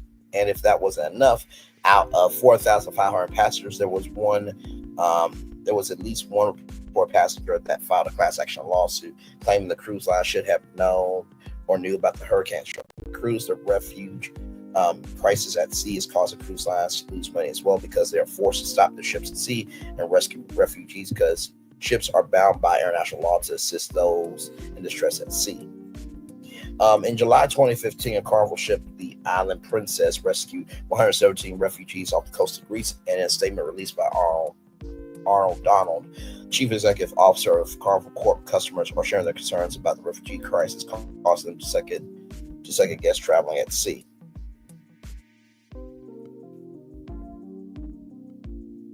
So I'm going to skip around here just a little bit here. Massification of the cruise line industry when cruise companies develop larger ships to attract larger audiences, and concentration of the cruise line industry first acquire high ownership in the market, which Royal Caribbean has, because Royal Caribbean and Carnival Cruise Lines combined take up 73% of the market. The experience that the consumers gain from the cruise is based on what types of amenities the cruise has to offer them. For example, parents that have children who are highly interested and involved with the Walt Disney culture will typically book family cruises with the Disney Cruise Line, primarily because of loyalty to the Disney brand. Disney Star Wars Day at Sea would be a perfect example of how Disney implemented a movie theme on cruise and sold amenities and attractions to customers based off their preferences in the Star Wars movie. Given the fact that we are living in times where technology and internet have become an everyday necessity to our lives, technology innovations are very important to the cruise line industry.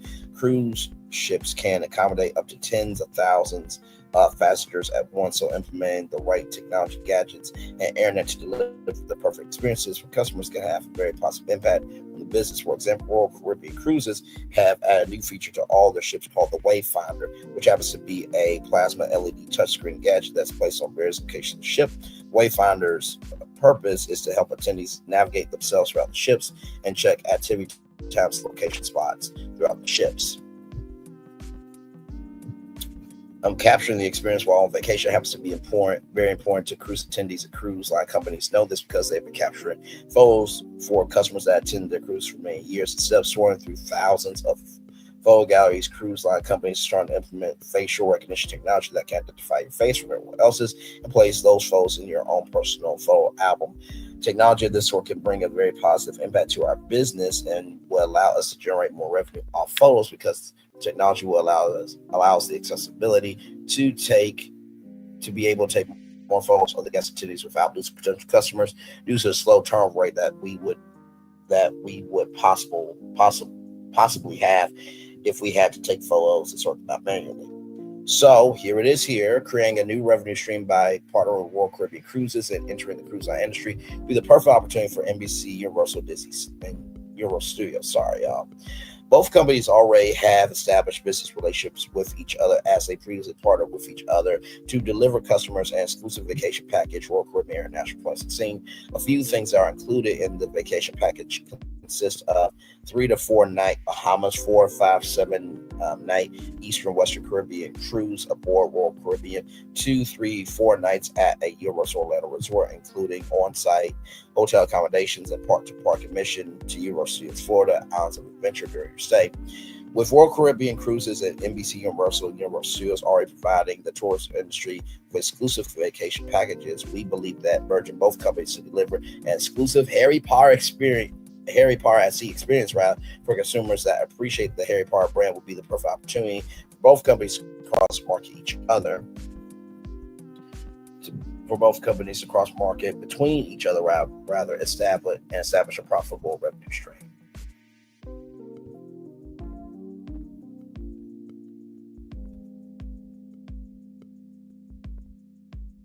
Right here, starring a joint venture with Royal Caribbean will be expansion of our original partnership agreement, way more than a cruise created on March 31st, 2009. This partnership was designed to give customers the ability to generate booking travel packages between Royal Caribbean and Universal Studios, theme parks, and resorts. This joint venture will offer NBC Universal Studios the opportunity to become an active participant in the cruise line industry. A partner with Royal Caribbean, the number 2 cruise line in the industry, our transition into the industry will be a smoother, easier, and cost-efficient.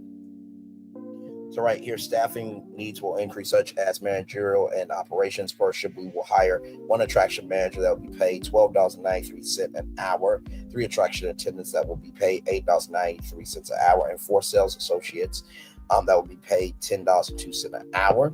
Royal Caribbean's Freedom of the Sea ship will be the first to sail on the joint venture, which will have Harry Potter attractions on board as paid attraction like scuba in the pool attraction, where additional fees apply. Things to do on board: we will provide the cruise ship Freedom of the Seas the license to Harry Potter attractions and merchandise to be sold on the ship. Royal Caribbean will have the rights to price the attraction according to pricing scale. They already have placed the licensed merchandise. We will provide will be priced according to the prices set at the theme park and the website. The Wizarding World of Harry Potter Cruise Adventure will use Royal Caribbean's 3-time award-winning LED Wayfinder system, a system of interactive touchscreen displays that help guest employees find their way safely around the cruise ship. Freedom of the Seas will provide our guests with the excitement of being on an exotic journey while giving them the thrill of an attraction at Universal Studios.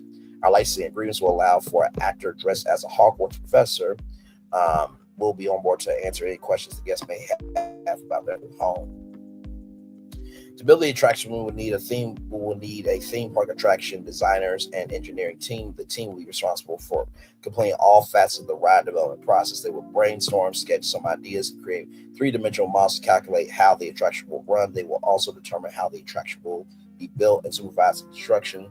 Theme park ride designer and engineer. We will hire this team project by project, as is usually done in this industry, as well as quote the best prices for great quality.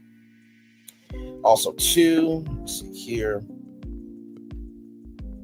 we will use the market campaign that Royal Caribbean Cruises currently uses for the cruise ships, along with new strategies that NBC Universal and Universal Studios will use to attract their theme park audiences. Royal Caribbean Cruise market campaign runs across TV, radio, print, digital, and social media. Examples of the campaign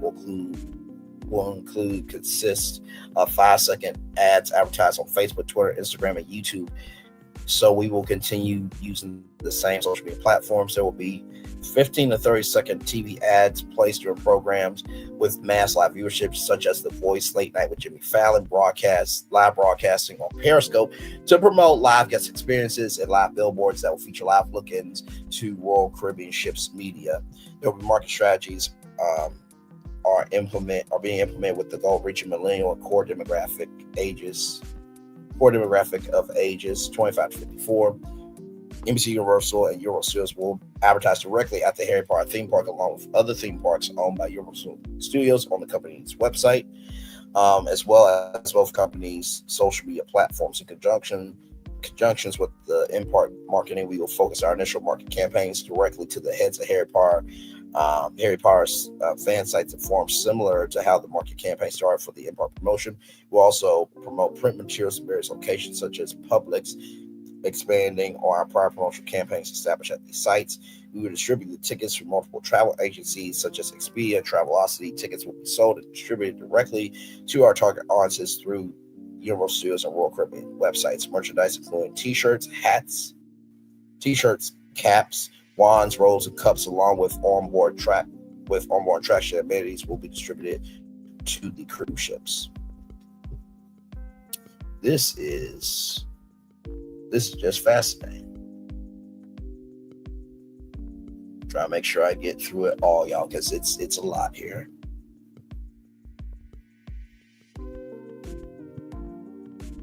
The risk that NBC Universal and Universal Studios would face with moving forward with implementing Harry Potter on a Royal Caribbean cruise is not getting the proper approval by the other licensees. The agreement states that the approvals will have to be received if the venture doesn't fall within the initial agreement. Theme park license between Warner Bros. Consumer Products Incorporated, NBC Universal, and Universal Studios will also have to consider the fees, the laws, and terms associated with entering a joint venture with Royal Caribbean Cruises. The partnership contract between NBC Universal and Royal Caribbean will have to be renegotiated, amended. The amended contract will detail that partnering as evolved into a 50-50 joint venture, right? So we must first revisit our existing licensing agreement that we have between J.K. Rowling and Warner Brothers. We will amend the agreement to ensure the proposed joint venture Royal Caribbean is covered within the agreement. According to the New York Times, NBC Universal Studios agreement with J.K. Rowling's and Warner Brothers will permit new attractions and initiative connected with its Harry Potter experience at Universal theme parks, right? So, yes, indeed. After conducting further research, we have found a theme park license agreement between J.K. Rowling's, Warner Bros., and Universal City Development Partners that reveal details on the license and other rights that each party has in regard to the Harry Potter brand.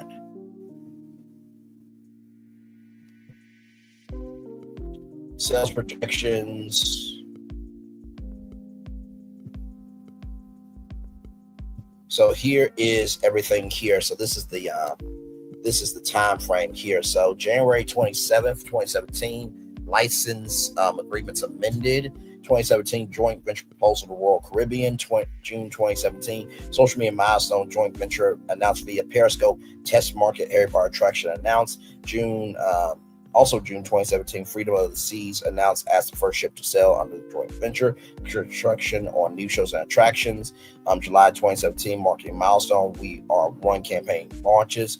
September 2017, Freedom of the Seas set sail for Port Canaveral. That's year one. Year two, February 2018, social media milestone. We Are One commercial recorded live via Periscope. March 2018, Harry Potter themed attractions for announced for enhancement of the seas. March 2018, luxury staterooms open to the public.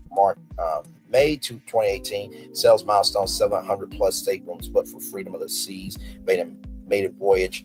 August 2018, Freedom of the Seas sail out for Port Canaveral, enhancement of the seas sail out of Port Tampa Bay. January 2019, 2 new ships announced for 2021, and then March 2019, 2 new ships announced for 2023. So to evaluate the success of our joint venture, Royal Caribbean and our new attraction installments on their cruise ships, we will start off by testing the market by only installing Harry Potter attraction, Royal Caribbean's enhancement of the seas, and Freedom of the Seas cruise ships. With our 3-year projections, we expect to generate $100,574,820 net profit in 3 years. By the year 2020, we are hoping to add 4 new ships on top of the 2 we already have. After evaluating the success of our 3-year projections, our goal is that our venture Royal Caribbean will grow and expand. The venue expansion will include placing more attractions throughout the entire Royal Caribbean fleet, implementing different things using the different licenses we have for other attractions such as Transformers, Despicable Me, The Simpsons, etc. To measure our success, we will analyze ticket sales and merchandise sales, our revenue, our net profits within our first 3 years. To successfully grow and expand, we have to achieve the following benchmarks. By year 2021, we will expand Universal Attractions onto 2 more cruise ships, the Radiant class, Voyager class, apart from the 2 cruise ships we already have on the Freedom class and Vision class. By the year 2023, we will expand Universal Attractions onto 2 more cruise ships, the Oasis class and Sovereign class, adding 2 different attractions to the cruise ships, Minions and Transformers, by the year 2026. Okay. Let me see. Can I pull this up? No, I can't. Damn. Let's try and do it in another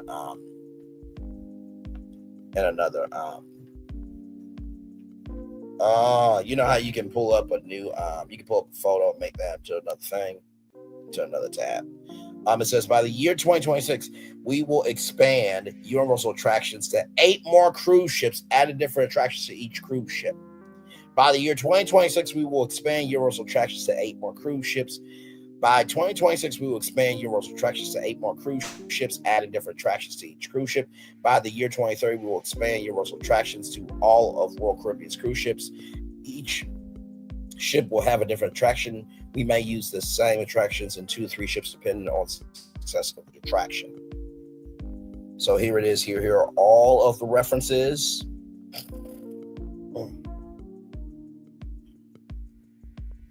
See all of them.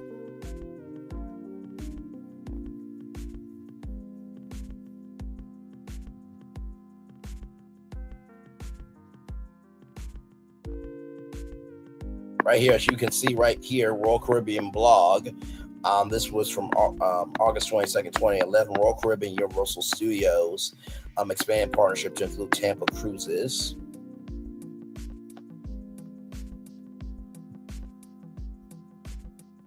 And then right here's the comparative analysis there. The operating cost breakdown. They got 6 strong brands there from Royal Caribbean. And then right here, best on land and at the sea, the Wizarding World of Harry Potter at Universal Orlando Resort. And then there's way more than a cruise right there. And then, of course, sales projections.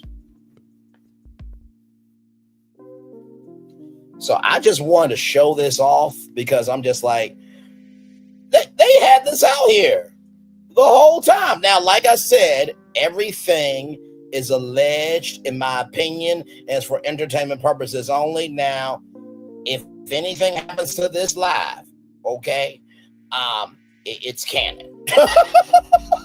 Okay, but I sincerely wanted to read this to y'all because I'm just like, this isn't an NDA with Galveston, but it's pretty damn close, right? And it says right here, by the year 2026, we will expand Universal Attractions to 8 more cruise ships by adding different attractions to each cruise ship. By the year 2030, we will expand Universal Attractions to all of Royal Caribbean's cruise ship. Each cruise ship will have a different attraction. We may use the same attractions in 2 to 3 ships, depending on the success of each attraction.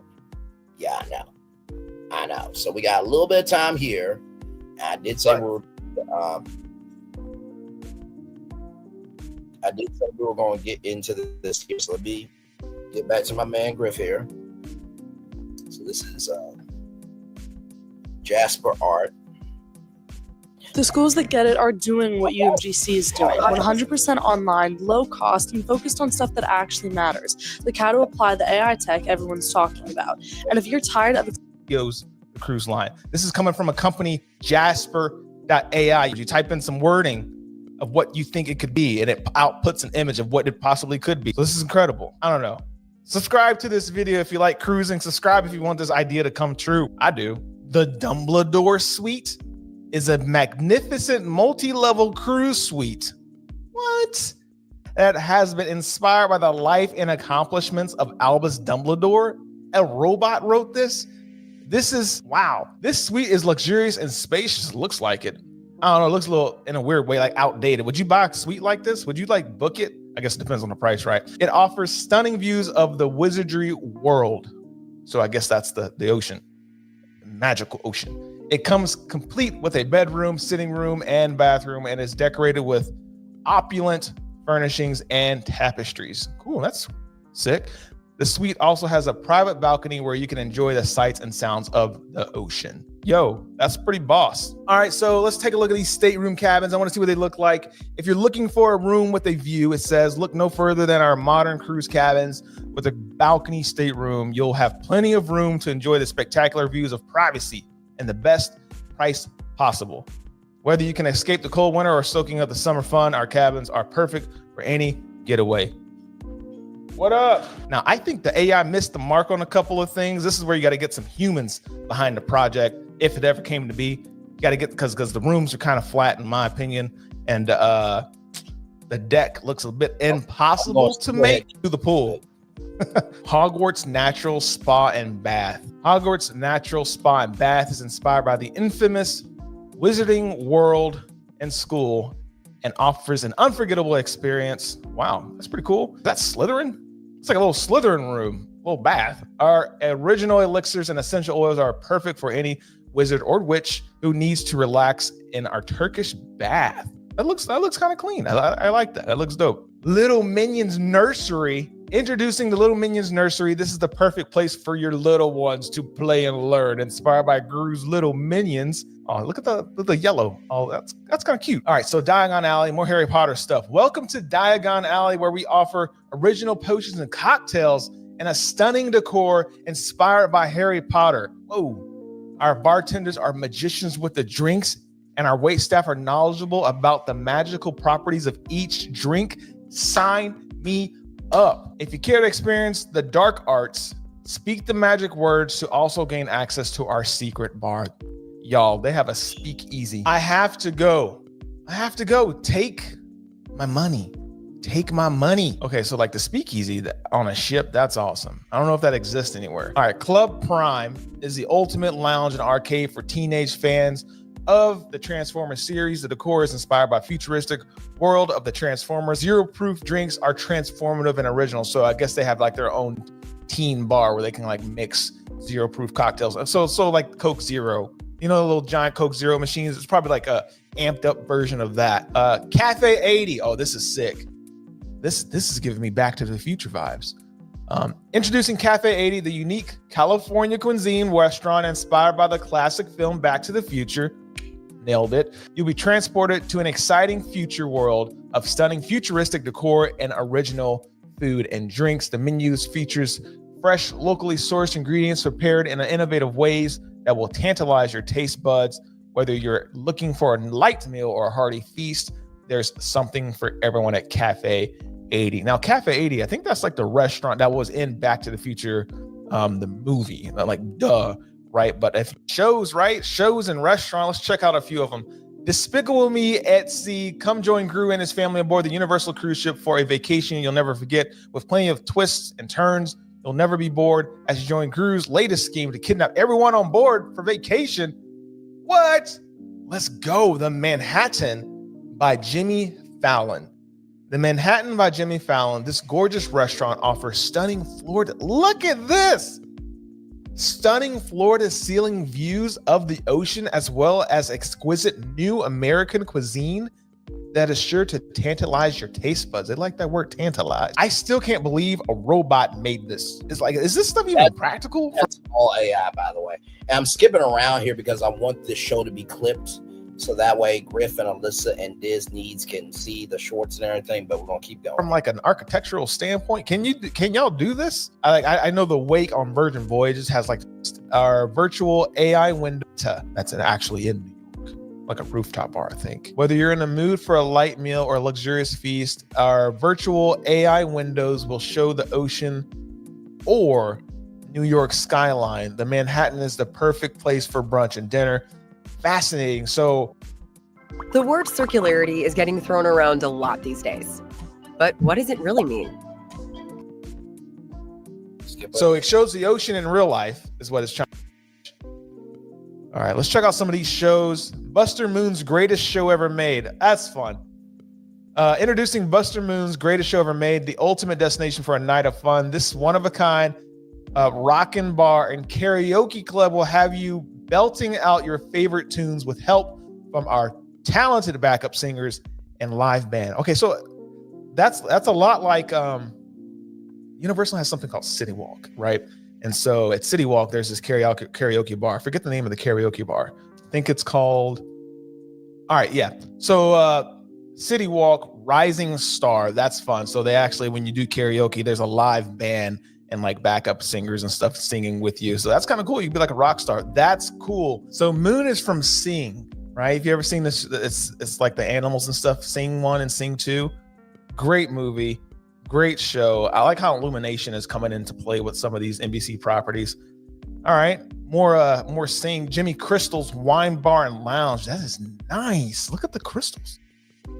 Jimmy was the villain in Sing 2. He was like that Arctic wolf, that husky, right? A wolf. I don't know which one he was. Welcome to Jimmy Crystal's Wine Bar and Lounge, the perfect place to enjoy a glass of wine. Our wine bar features a wide selection of California wines. That makes sense because I think the show took place in the West Coast.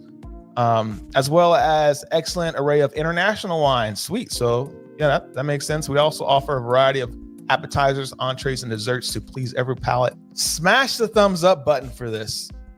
So go sign the petition. We need this made.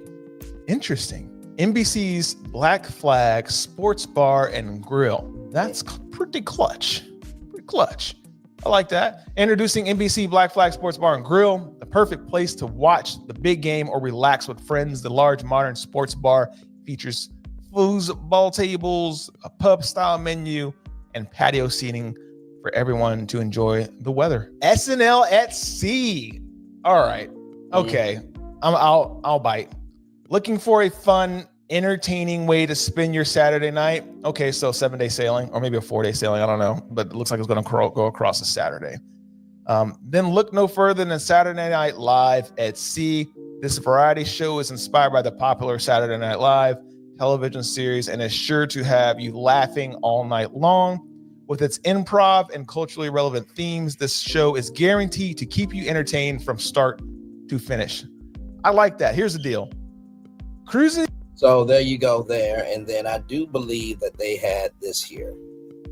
2020. Royal Caribbean made $11 billion. Saying what Royal Caribbean is doing. I love Royal Caribbean. They used to work together at one point. Universal Studios and like Royal Caribbean. You remember there was like the Kung Fu Panda and Shrek would like do the parade at Royal Caribbean. Universal Studios has so much IP and intellectual property for people who are like, what's IP? If those figures are accurate, let me see. Let me see. Universal Studios, just a theme park make. I mean, I'm sure like the company itself makes billions of dollars. It's an entertainment company. 2019. I'm going with like pre-pandemic numbers, you know, because people are still recovering from that stuff. Dang, if those figures are accurate, it may be worth a conversation to get into the cruise industry. Dang, that's a lot of money. Yeah.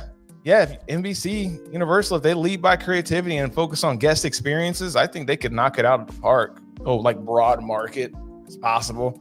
Like right now, that could be a cash cow. Like move over Carnival. Do you want to see a ship like this? So, much love to Griffin. I found this commercial real quick here before we head out here. So here we go. Pause it. Here we go. You wouldn't chat and work in two separate rooms. Can you send me that report? Yeah, definitely. So why do so many people Oh, wow. Look at that. Calm down, donkey. It's vacation time. Whoa. Who says ogres can't serve? Nice moves, Fiona. I love reading. Woo! Gigi. Hey, to the moon. Marty, what's Shrek doing on a cruise ship? Looks like he's having fun. Join the DreamWorks experience for the ultimate vacation, only on Royal Caribbean. So I hope you guys have had a wonderful, wonderful, wonderful time with this one. That's the show. That's all I got for you. I hope that this kind of gives you some hope, some solace, and some and something to mentally swallow. That this could really be real based on what's out here. Now, everything's alleged, in my opinion, for entertainment purposes only. The receipt is out there. I will put that receipt right here in the live chat. I love being able to do deep dives with you guys like this here. I'm gonna turn my camera next. We done a whole show for over an hour. Yes, we have. Why isn't that turning off? There we go. But yep, that is the show. With that being said, everybody, one love, much love, all love. I feel the love and send it right back to you. Bye, everybody. And like I said, I think Universal, if they continue with this plan, right? I think that they can really change the game. One love, much love, all love. Bye, everybody. I thought I should tell you they've been talking about you. Yeah, they've been talking about you. They've been talking about the fact that they've done everything they could to stop you and everything they could to block you, but you still win. They've been talking about the fact that they have undermined your success and they have tried to sabotage your seasons, but you keep winning. They've been talking about the fact that even though they don't like each other, they get together to try to kill you, but you keep winning. They've been talking about the fact that you were voted least likely to succeed, but like cream, you keep rising to the top. They've been talking about how they tried to burn your world down, but like the phoenix, you rose from the ashes. They've been talking about you. And you know what they say? Oh, she's just lucky. He's just lucky. But no, you ain't lucky. You're anointed. You got something on you. You got favor on you. You got power on you. You were born to win. Now they can call it luck, but it's grace. They can call it luck, but it's favor. But whatever they call it, it doesn't matter, because you know what God calls you? Do you know what God calls you? A winner.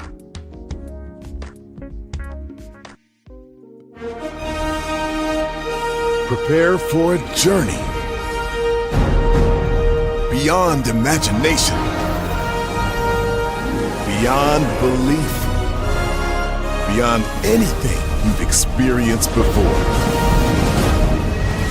Universal Epic Universe, a new theme park where you'll step through extraordinary portals to 5 immersive worlds.